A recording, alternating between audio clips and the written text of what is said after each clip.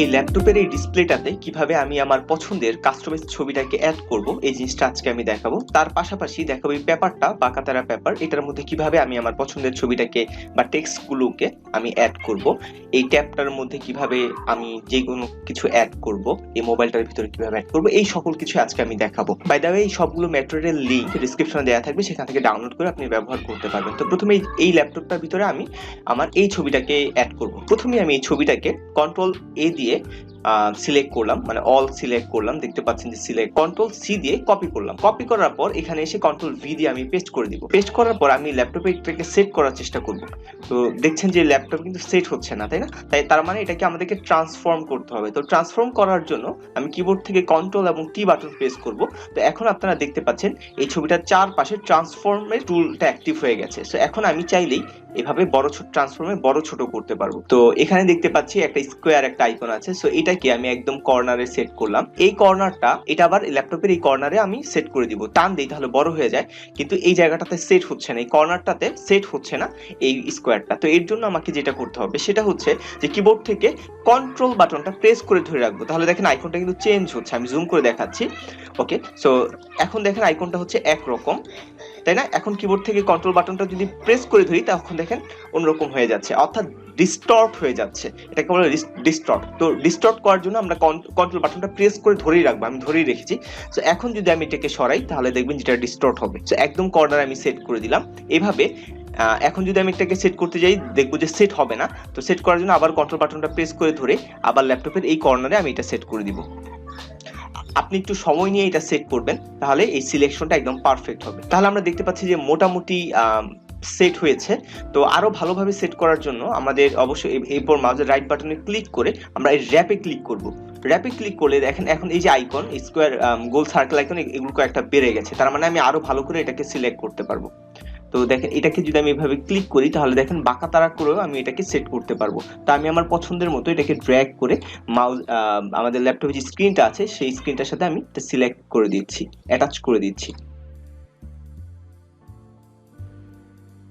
তাহলে আমরা দেখতে পাচ্ছি এখন মোটামুটি সিলেক্ট হয়ে গেছে। কিবোর্ড থেকে আমি ইন্টার বাটন প্রেস করতে পারি অথবা এই যে টিক বাটনটাতে ক্লিক করলে তাহলে দেখবো যে আমাদের ল্যাপটপের সাথে স্ক্রিনটা সেট হয়ে গেছে। কিন্তু এখন একটা সমস্যা হচ্ছে, মনে হচ্ছে যে এই ছবিটা আলগা বসানো হয়েছে।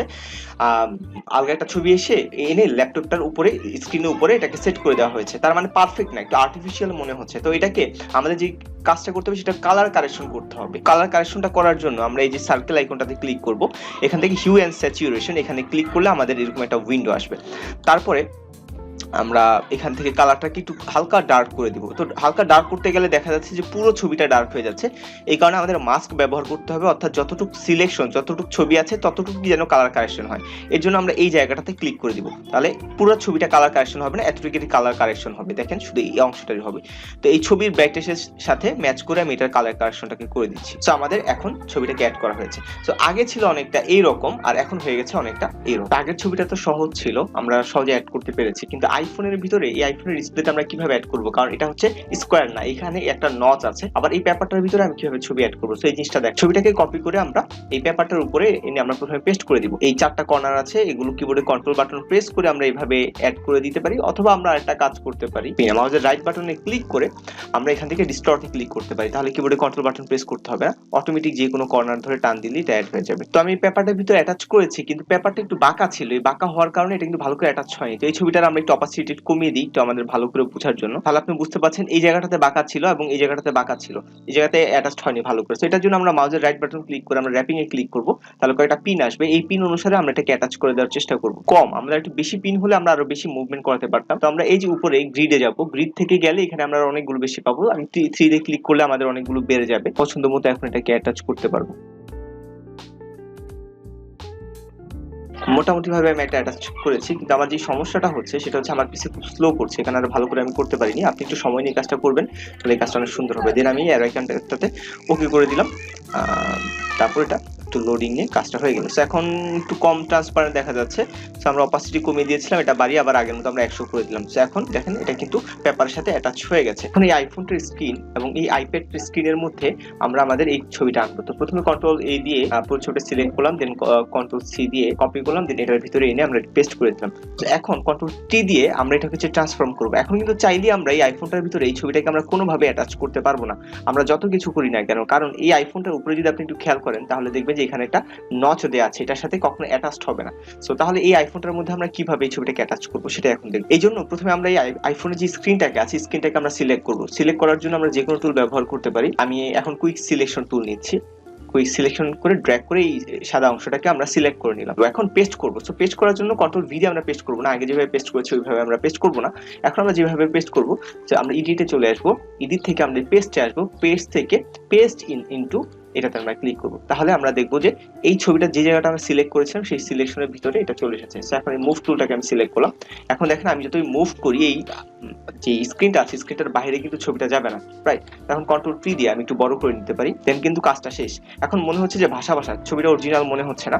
তো এটার জন্য আমরা একটা কাজ করতে পারি, সেটা হচ্ছে আমরা এখান থেকে হিউ অ্যান্ড স্যাচুরেশনটাকে আমরা একটু কমিয়ে বাড়িয়ে দিতে পারি, রিয়েলিস্টিক মনে হয়। সো প্রথমে আমরা এটা একটু মাস্কিং করে নিলাম যেন এটার ভিতরে কারেকশনটা হয়। আমি একটু বেশি ডার্ক করে দিই। এখন এই সেম কাজটা কিন্তু ল্যাপটপের স্ক্রিনের ভিতরেও করতে পারতাম। প্রথমে আমরা ল্যাপটপের স্ক্রিনে যদি করতে চাই তাহলে প্রথমে আমি যে কোনো একটা টুল নিলাম, টুল নিয়ে হচ্ছে আমি ল্যাপটপের স্ক্রিনটাকে আমি সিলেক্ট করি, কপি করে ল্যাপটপ স্ক্রিনের উপরে এনে আমরা পেস্ট করে দিলে কাজ হবে না, স্ক্রিনের বাইরে চলে আসবে। তাহলে আমাদের কি করতে হবে, এডিটে যেতে হবে, পেস্ট থেকে পেস্ট ইনটু এখানে আমরা ক্লিক করে দিলে তাহলে দেখবো যে এই ছবিটা ল্যাপটপের স্ক্রিনের ভিতরেই থাকবে। আমি যত মুভি করি তাহলে ল্যাপটপের স্ক্রিনের ভিতরেই থাকবে। আমি একটু ঘুরিয়ে নিলাম, তাহলে একটু ল্যাপটপ স্ক্রিনের সাথে অ্যাটাচড হবে। তাহলে আমি বড় করে দিই। এখন আমরা চাইলে এটার কালার হিউ স্যাচুরেশন আমরা কমিয়ে বাড়িয়ে দিতে পারি। এটার কালারটা অলরেডি ঠিকই আছে, আমাদের কমানো বাড়ানোর দরকার নেই। তারপর আমরা চাইলে একটু কমিয়ে দিতে পারি, পুরোটা চেঞ্জ হয়ে যাচ্ছে, মাস্ক করে দিলাম, যেন শুধু এটার ভিতরে অ্যাটাচড হয়ে থাকে।